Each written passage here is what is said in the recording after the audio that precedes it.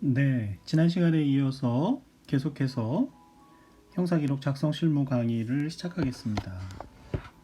지난 시간에는 제가 오른쪽에 쓰는 것처럼 변호사 시험의 출제 방향, 그리고 출제 범위 및 출제 현황에 대해서 개괄적으로 살펴봤습니다.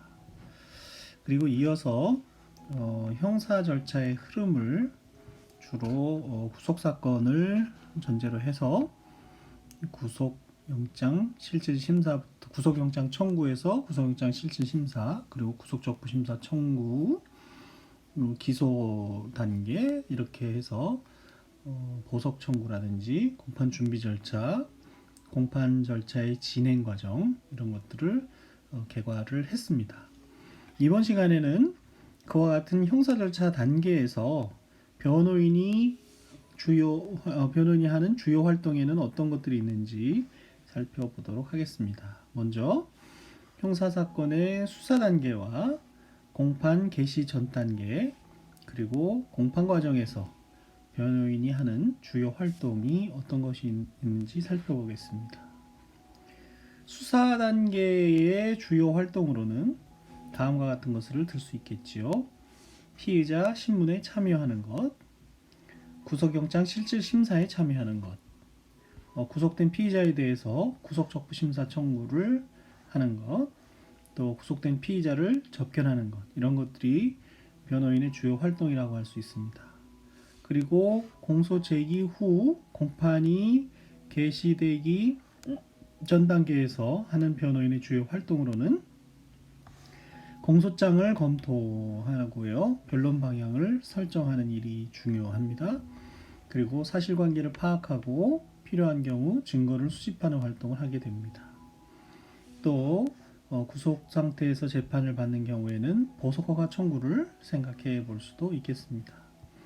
그래서 지난 시간에 말씀드린 바와 같이 구속적부심사 청구와 보석허가 청구는 청구 과정에서 작성하게 되는 구속적부심사 청구서나 보석허가 청구서는 형사문서의 기본적인 서식이 될 수 있다고 보겠습니다.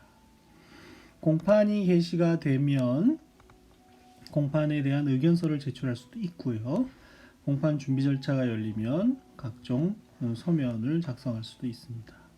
공판기일에 가게 되면 모두 진술, 증거의견 진술, 증거 제출과 증거조사 신청, 또 필요한 경우 피고인 신문, 이런 활동을 하게 되고 끝으로 이제 최후 변론과 변론 요지서를 작성하게 되는데요. 요 2단계에서 작성하는 변론 요지서를 형사법 기록형에서 테스트하고자 하는 것이라고 생각하면은 큰 무리가 없겠습니다.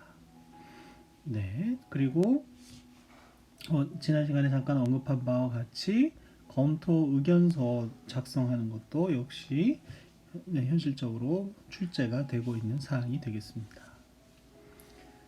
자, 공소장 검토와 관련해서 공소장이 어떻게 생겼는지 수업 시간을 통해서 여러 번 설명드린 바 있습니다만은 이번에는 제8회 변호사 시험에 출제되었던 공소장을 한번 가져와 봤습니다. 그래서 공소장은 이렇게 서울중앙지방검찰청 해서 공소 제기일자가 여기 기재가 되고요. 그런데 실제로 공소가 제기돼서 법원에서 접수를 하게 되면 이와 같이 접수 도장을 접수인을 찍게 됩니다. 여기에 찍히는 이 접수 일자가 실제 공소장 접수 일자라고 보시면 되겠습니다. 그러니까 이 시점을 기준으로 해서 공소 제기 일자, 공소 제기가 공소시효 내인지 같은 것들을 판단하게 된다, 이렇게 생각하시면 되겠습니다. 공소장 양식을 보시면 사건 번호, 또 수신자, 또 발신자 이렇게 돼 있고 제목은 물론 공소장이라고 돼 있고요. 공소장은 크게 이렇게 세 가지 파트로 이루어져 있죠. 첫 번째는 피고인 관련 사항이고, 두 번째는 밑에서 보시겠습니다만은 다음 페이지 보면 공소사실이 있고요. 공소사실이 여기서는 쭉 많고 또 이제 뒤로 넘어가면은 첨부 서류라는 부분이 있게 됩니다. 공소사실이 이렇게 쭉 기재가 된 다음에 첨부 서류가 있지요. 다시 위로 올라가서 피고인 관련 사항에는 어떤 것을 적게 되느냐 하면 피고인을 특정할 수 있는 사항들을 여기에 적게 되고요. 이름이라든지 직업, 주거, 등록 기준지 같은 것들을 적게 됩니다. 그리고 죄명을 적게 되고 8회 변호사 시험에서는 성폭력범죄 처벌 등에 관한 특례법 위반, 아동 청소년의 성보호에 관한 법률 위반, 특정범죄 가중처벌 등에 관한 법률 위반, 사기, 횡령, 상습, 존속, 폭행 이런 것들이 출제가 되었습니다. 적용 법조도 쓰게 돼 있죠. 그리고 구속이 되어 있는지 아닌지 구속 여부도 작성하게 됩니다. 관여하고 있는 변호인이 있는지도 역시 작성하게 되고 보통 시험에서는 이렇게 공동 피고인 김각동과 피고인 이을남처럼 두 사람 이상의 피고인이 등장을 하면서 두 사람의 의견이 진술이 서로 다른 상황을 상정을 한 다음에 변론을 하게 만드는 그런 것이 전형적인 사례로 출제가 되고 있는 것을 알 수 있습니다. 그래서 웬만하면 특별한 사정이 없으면 피고인이 2명이 등장을 하는 경우가 대부분이다. 이렇게 생각하시면 될 것 같습니다. 그리고 공소 사실에 가서 이제 범죄 전력이 있는 경우 전과를 기재하는 경우가 있는데 이 전과를 기재하게 되면 예를 들어서 이 사건에서는 피고인 김갑동이 2017년 4월 25일 서울중앙지방법원에서 폭행죄로 벌금 30만 원의 약식명령을 발령받고 약식명령도 전과니까요. 그 법원에서 폭행죄로 벌금 100만 또 약식명령을 또 한 번 발령을 받게 됩니다. 그래서 약식명령 전과가 2개가 있고 2018년 5월에 이르러서는 다시 상습폭행죄로 약식명령 전부 3개의 전과가 있게 되죠. 이 전과들이 기록에서 특정한 의미를 가지고 등장을 하게 됩니다. 예를 들어서 약식명령이 확정돼서 기판력에 문제가 생긴다든지 이런 부분에 대해서 의미를 갖고 등장하게 되니까 공소장에 기재되는 전과는 나름대로의 의미가 있는 전과라는 사실을 일단 염두에 두는 것이 좋겠습니다. 본격적인 범죄 사실은 피고인들의 공동범행을 이렇게 먼저 기재하게 되고 각 피고인별로 단독 범행들을 기재하게 됩니다. 공동범행은 이제 성폭력 아동 청소년에 대한 성폭력 범죄였고요. 피고인 김갑동에 대해서는 사기, 그 다음에 횡령, 특가법, 보복 협박, 또 상습, 존속, 폭행 이런 죄명들이 문제가 됐고 피고인 이을남 같은 경우에는 출판물에 의한 명예훼손죄가 또 문제가 돼 있었습니다. 첨부 서류에는 여러분이 잘 아시다시피 공소장 일본주의에 따라서 공소 사실을 예단할 수 있게 하는 그런 서류나 물건은 첨부할 수가 없고요. 규칙에 규정되어 있는 바에 따라서 구속영장이나 변호인 선임서, 피의자 수용증명 이런 것들을 첨부하게 되어 있습니다. 그래서 여러분은 여기서 다시 한번 기억을 하셔야 되는 것이 공소장의 형태가 공소장의 기재사항이 형태라기보다도 공소장의 기재사항들이 어떤 것들이 있는지 그런 공소장의 기재사항들이 기록형 시험에서 어떤 부분에서 문제가 나오고 있는 것인지를 유의 있게 보게 될 것입니다. 향후 문제 풀이 과정을 통해서 더욱더 그런 부분에 대한 연습이 이루어질 수 있다고 생각이 됩니다.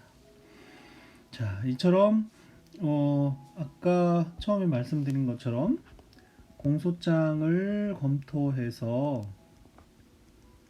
변론 방향을 설정하는 것이 실무에서 굉장히 중요한 변호사의 업무인데 기록형 시험에서도 공소장을 검토하면서 여러 가지 이제 어떤 부분들이 문제가 될 수 있겠는가 하는 것이 어느 정도 약간은 예상이 될 수 있지만 아직은 단정짓기 어렵고 공판 기록과 증거 기록을 보아가면서 또 피고인들이 각 공소 사실에 대해서 어떤 입장을 취하고 있는지에 따라서 변론 방향이라고 하면은 뭐 크게 얘기해서 조금 이따가 이제 종국 재판에 대해서 보겠습니다만은 형식 재판 사유를 주장하게 되는 건지 아니면 실체 재판 사유로 넘어가서 무죄 주장을 하게 되는 것인지 아니면 유죄를 인정하게 되는 경우에는 정상 변론을 하게 되는 것인지 이런 단계를 거치게 됩니다. 형식 재판 사유에는 잘 아시다시피 관할 위반이 있을 수 있고 공소 기각 판결과 공소 기각 결정 사유가 있을 수 있고요. 그다음에 면소 판결 사유가 있을 수 있겠습니다. 이런 것들을 결정하는 것을 이제 변론 방향 검토라고 할 수도 있고요.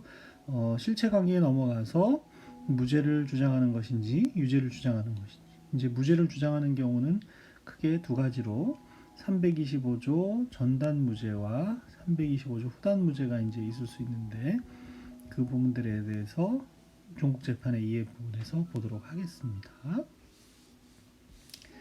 자, 말씀드린 대로 이제 실제 사건에서도 그렇고 시험에서도 그렇고 결국은 재판 결과, 공판 결과 어떤 결론에 이르게 되느냐에 따라서 종국 재판이라는 것을 하게 되는데요. 종국 재판이라는 것은 이제 그 심급을 종료시키는 재판을 말하는 거 아니겠습니까?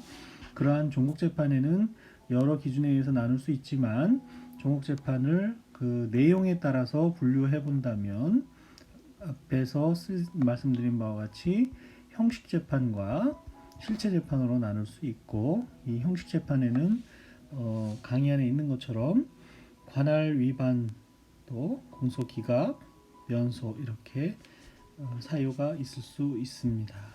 그래서 형식 재판부터 차례대로 살펴보도록 하겠습니다. 먼저 살펴볼 것은 관할 위반 판결입니다.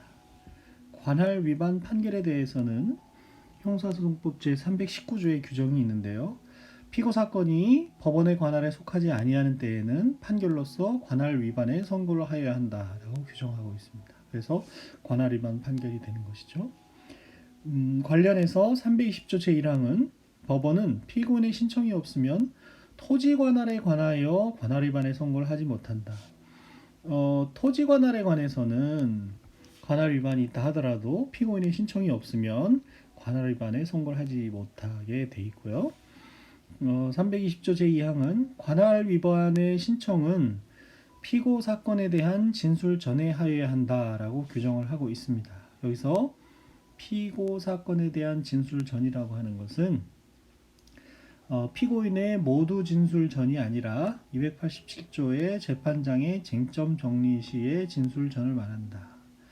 그래서 이거는 무슨 얘기냐면 아까 지난 시간에 형사 절차의 흐름에 대해서 봤지 않습니까? 거기서 공판 절차로 넘어가게 되면 피고인의 모두 진술을 거쳐서 그 다음에 재판장의 쟁점 정리가 있게 되는데 여기서 관할 위반의 신청을 피고 사건에 대한 진술 전에 해야 한다는 것은 이 피고인의 모두 진술을 하기 전에 를 의미하는 것이 아니라 재판장의 쟁점 정리 시의 진술까지를 말한다고 보는 것이라는 뜻입니다. 잘 이해가 안 되시는 분은 형사 절차의 흐름 파트로 다시 넘어가셔서 피고인의 모두 진술과 그 흐름도를 보시면서 재판장의 쟁점 정리 시의 진술을 구별을 한 다음에 이 뒷부분에 재판장의 쟁점 정리 시의 진술 전에 하면 관할 위반의 신청을 한다는 뜻이구나 이렇게 이해하시면 되겠습니다. 관할 위반에 대해서는 현재까지 기록형 시험에 출제된 바는 없습니다. 관할 위반 판결을 이제 출제하기가 그렇게 쉬운 부분이 아니기 때문에 그런 것이죠. 그래서 관할 위반에 대해서는 이 정도로 설명을 일단 마치도록 하겠습니다. 그 다음은 이제 형식 재판의 두 번째 사유로서 공소기각 재판이 있는데 공소기각 재판에는 공소기각 판결과 공소기각 결정이 있습니다. 그래서 공소기각 재판이라는 것은 무엇이냐? 피고 사건에 대하여 관할권 이외의 형식적 소송 조건이 결여된 경우에 절차상의 하자를 이유로 사건의 실체, 유무죄라는 사건의 실체에 대한 심리를 하지 않고 소송을 종결시키는 것이죠. 그래서 형식재판이라고 하는 것입니다. 실체에 대한 심리를 하지 않기 때문에요. 그리고 그와 같은 이유에서 공소기각을 하게 되는 사유는 전부 형식적 소송 조건이 되는 것입니다. 그 사유들에 대해서는 뒤에 조문을 통해서 보겠습니다. 이와 같이 형식적 소송 조건이 흠결된 경우에 327조와 328조의 그 사유들을 규정을 하고 있고 327조와 328조예요. 결국 공소기각 재판에는 328조의 공소기각 결정과 327조의 공소기각 판결이 있게 되는 것입니다. 먼저 조문 순서에 따라서 327조의 공소기각 판결에 대해서 살펴보겠습니다. 327조는 다음과 같이 규정하고 있습니다. 다음 경우에는 판결로서 공소기각의 선고를 하여야 한다고 1호에서 피고인에 대하여 재판권이 없는 때, 2호에서 공소제기의 절차가 법률의 규정에 위반하여 무효인 때, 이 사유가 실무상 가장 많이 등장을 하는 것이죠. 공소제기 절차가 법률의 규정에 위반하여 무효인 때. 그래서 어떤 경우가 과연 여기에 구체적으로 해당하느냐, 사실은 형사소송법에서 많이 배웠지만 기록형 시험에 출제되었던 기출 문제들을 풀어보면서 이 2호의 사유에 대해서 구체적으로 더 살펴볼 기회를 가지도록 하겠습니다. 이론 강의가 끝난 후에요. 그 다음에 3호에 공소가 제기된 사건에 대하여 다시 공소가 제기되었을 때 그 다시 공소가 제기된 사건은 공소기각 판결을 받게 되고요. 또 329조의 규정에 위반하여 공소가 제기되었을 때도 그렇습니다. 329조는 무엇이냐? 네, 각주 4에 제가 기재를 해놨죠. 공소 취소에 의한 공소기각의 결정이 확정된 때에는 공소 취소를 하면 공소기각 결정을 하게 되어 있는데 그 공소 취소를 해서 공소기각이 된 다음에는 공소 취소 후에 그 범죄 사실에 대한 다른 중요한 증거를 발견한 경우에 하나여 다시 공소를 제기할 수 있는데 중요한 증거를 다시 발견하지 못했음에도 불구하고 공소 취소를 통해서 공소기각 결정이 된 사건에 대해서 다시 공소를 제기한 경우가 바로 4호가 되겠습니다.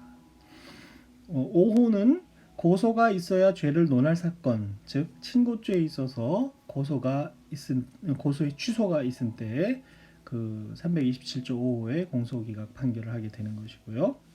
6호는 피해자의 명시한 의사에 반하여 죄를 논할 수 없는 사건, 즉 반의사 불벌죄에서 처벌을 희망하지 않은 의사표시가 있거나 처벌을 희망하는 의사표시가 철회되었을 때 공소기각 판결을 하게 됩니다. 그래서 1호의 사유가 역시 출제된 바는 아직까지 없고요. 자, 2호의 사유가 가장 많이 출제가 되었고 어떤 것이 출제됐는지는 지난 시간에 제가 그 엑셀 파일을 통해서 정리해 놓은 게 있다 그랬지 않습니까? 그 부분에 들어가서 보시면 몇 회에 어떤 사유로 공소기각 문제가 출제되는지 해놨고요. 그래서 3호하고 4호가 역시 출제된 바는 눈에 띄지 않고요. 친고죄에서 고소의 취소가 된 경우라든지 반의사 불벌죄에서 처벌 희망 의사 표시, 처벌 불원의 의사 표시 또는 처벌 희망 의사 표시에 철회가 된 경우 등이 출제가 되었습니다.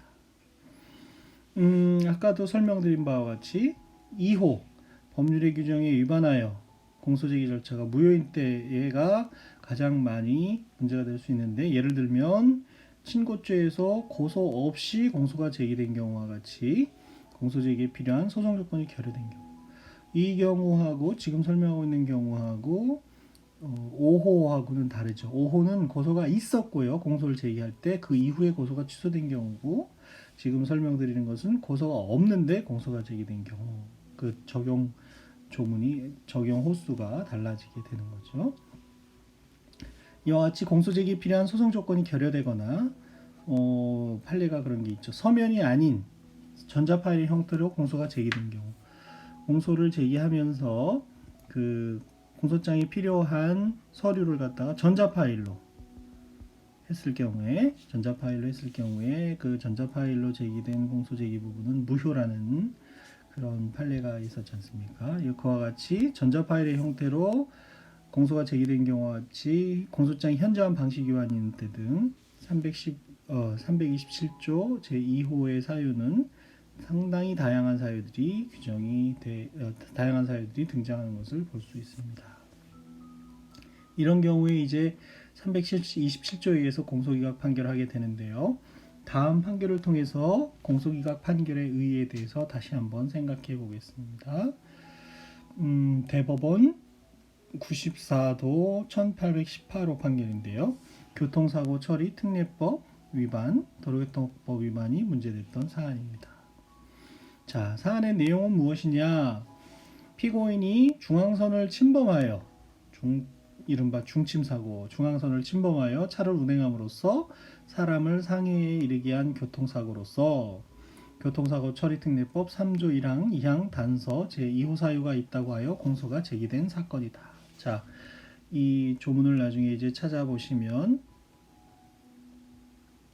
이 단서 사유에 해당을 하게 되면 종합보험에 가입돼 있거나 처벌불허 의사표시가 있더라도 합의가 되더라도 공소를 제기할 수 있기 때문에 공소가 제기된 사건이죠. 근데 공판의 절차에서 심리한 결과 피고인이 중앙선을 침범하여 차를 운행한 사실이 없다는 점이 분명하게 되었습니다. 그러니까 이른바 중침사고에서 중앙선 침범 사실이 없게 된 거죠. 그럼 단서 적용 사유가 없게 됩니다. 한편 이 사건 사고 당시 피고인이 운행하던 차가 특례법 4조 1항 법문소정에 보험에 가입되어 있음이 밝혀졌으므로 일단 중앙선 침범 사고가 아니기 때문에 단서 사유가 없어지고, 그런 경우 4조로 넘어가서 이제 보험에 가입되어 있거나 종합보험에 공제조합에 가입되어 있거나 합의가 되게 되면 결국 교통사고 처리특례법 본문에 따라서 공소를 제기할 수 없게 되는 것이죠. 결과적으로 이에 위반하여 공소를 제기한 경우에 해당하게 되어서 이 사건 공소제기는 327조 제2호 소정의 공소제기 절차가 법률의 기준에 위반하여 무효인 때 해당하게 됩니다. 그러니까 앞에서 본 것처럼 형사소송법 327조 제2호의 사유가 되는 것이죠. 공소 제기 절차가 법률의 규정에 위반하게 되는 것입니다. 왜냐하면 중앙선 침범 사고가 아니고 또 소정의 보험에 가입되어 있기 때문에 공소를 제기할 수 없음에도 공소를 제기한 결과가 초래되기 때문이죠.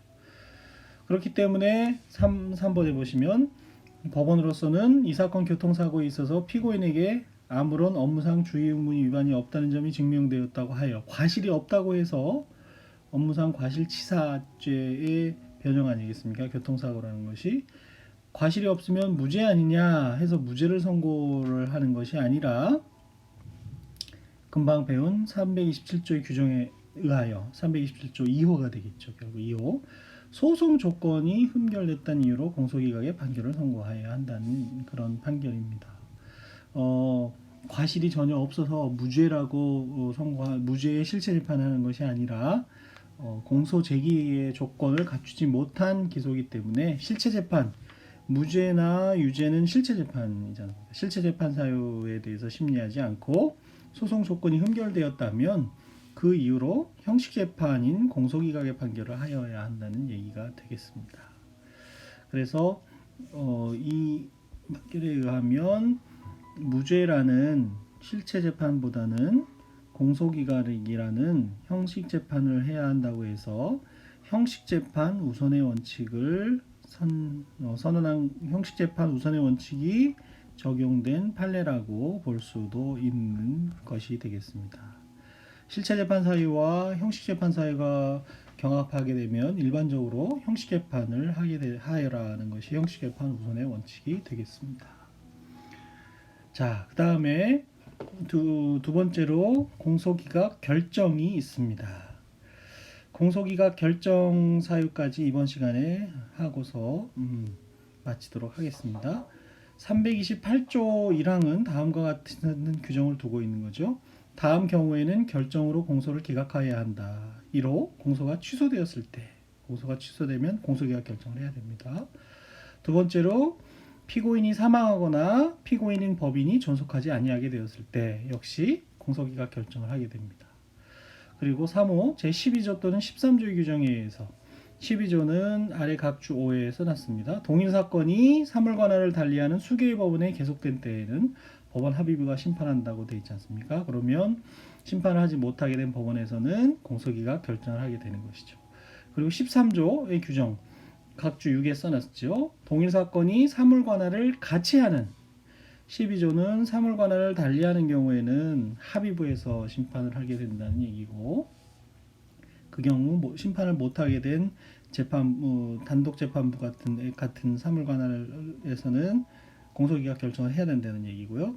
13조는 사물 관할을 같이 하는, 예를 들어서 합의부, 단독 재판과 단독 재판 이렇게 사물 관할을 같이 하는 수개 법원에 계속된 때에는 먼저 공소를 받은 법원이 심판을 하게 되고, 그 뒤에 공소가 제기된 법원에서는 공소기각 결정을 하게 된다는 얘기죠. 그 의미가 이 3호에 328조 3호에 해당하게 되는 것입니다. 그리고 328조 4호에서 공소장에 기재된 사실이 진실하다 하더라도 범죄가 될 만한 사실이 포함되어있지 아니한 때에도 공소기각 결정을 하도록 되어 있습니다. 이와 같은 사유들이 있어서 공소기각 결정을 하게 되면 그에 불복하는 경우에는 즉시 항고를 할 수 있도록 되어 있습니다. 그런데 실제 시험에서는 아직까지 공소기각 결정 사유가 등장을 한 적은 없는 것으로 기억이 됩니다. 이런 사유들을 시험에 출제를 하는 것이 그렇게 적절하지 않기 때문에 출제가 되지 않았다고 보시면 될 것 같습니다. 아래 설명을 통해서 328조의 조문, 공소기각 결정사유 조문과 비교를 해보면 공소기각 판결과 공소기각 결정이 어떤 차이점이 있느냐 이렇게 설명할 수도 있습니다. 공소기각 판결은 소송 조건의 흠결이 비교적 중대하지 않고 그 흠결의 발견이 비교적 쉽지 아니하여 판결의 경우에는 변론을 열어야 되니까요. 변론을 열 필요가 있다고 인정되는 때에 판결 사유로 규정을 하고, 공소기각 결정으로 하는 경우라는 것은 소송 조건의 성질상 그 전부의 인정에 있어 변론을 열 필요조차 없다고 인정되는 때다. 이 판결과 결정의 차이점 중에 하나가 이제 필요적 변론을 하여야 하느냐, 변론을 안 해도 되느냐, 즉 임의적 변론이냐가 하나의 사유가 되지 않겠습니까? 그런 면에서도 공소기각 판결 사유와 공소기각 결정 사유를 구별해 볼 수 있다고 생각이 됩니다.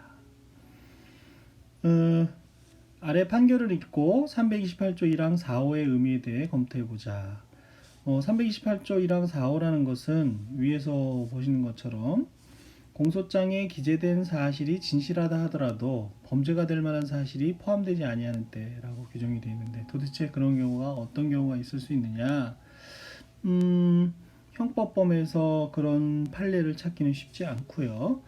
정치자금법 위반 이런 사건에서 그런 사례를 찾아볼 수가 있습니다. 그래서 형사소송법 판례의 1항을 읽어보면 형사소송법 328조 1항 4호에 규정된 공소장에 기재된 사실이 진실하다 하더라도 범죄가 될 만한 사실이 포함되지 아니한 때라 함은 공소장 기재 사실 자체에 대한 판단으로 그 사실 자체가 죄가 되지 아니함이 명백한 경우를 말한다고 판례가 이야기하고 있습니다. 그래서 이러한 법리에 비추어 기록을 살펴보면 이 사건 공소사실 중 정당법상 당원이 될 수 없는 피고인들이 어떤 정당의 당원으로 가입하여 당비 명목으로 정치자금을 기부하였다라는 것이 이제 공소사실의 내용인데, 피고인들의 당원 가입 행위의 효력, 피고인들이 기부한 돈의 실질적인 성격 및 정치자금법의 구성요건 등을 검토하여 실체적 판단을 하여야 하는 것이므로, 실체적 판단을 필요로 한다면 공소장 기재 사실 자체에 대한 판단만으로도 그 사실 자체가 죄가 되지 아니함이 명백한 경우라고 할 수 없다. 실체적 판단을 필요로 하는 경우라면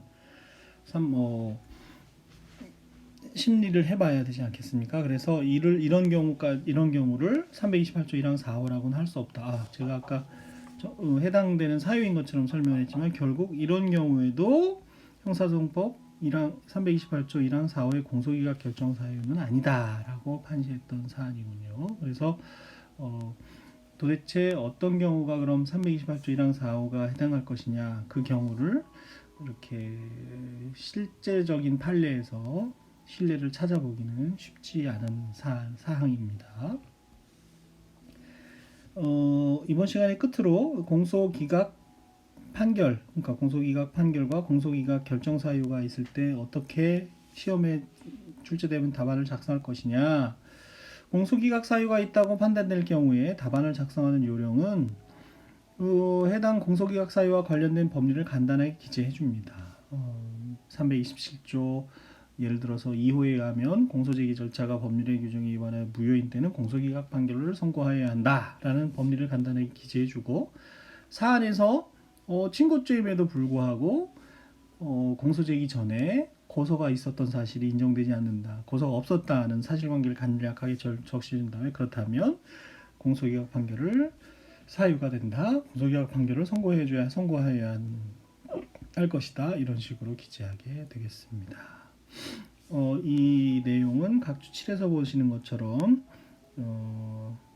성균관대 재직 중인 노수환 교수님의 기록책에서 가져온 것인데요. 사실 여기서 자세하게 얘기하지 않고 형사법문서 작성의 기술에서 이야기하겠지만, 형사법문서 작성의 기술에서 제가 법적 3단 논법을 사용하자라는 말을 쓰게 될 것입니다. 그 법적 3단 논법을 적용한 하나의 예가 되겠습니다. 더 자세한 얘기는 형사법문서 작성의 기술 시간에 다시 한번 자세하게 얘기하도록 하겠습니다.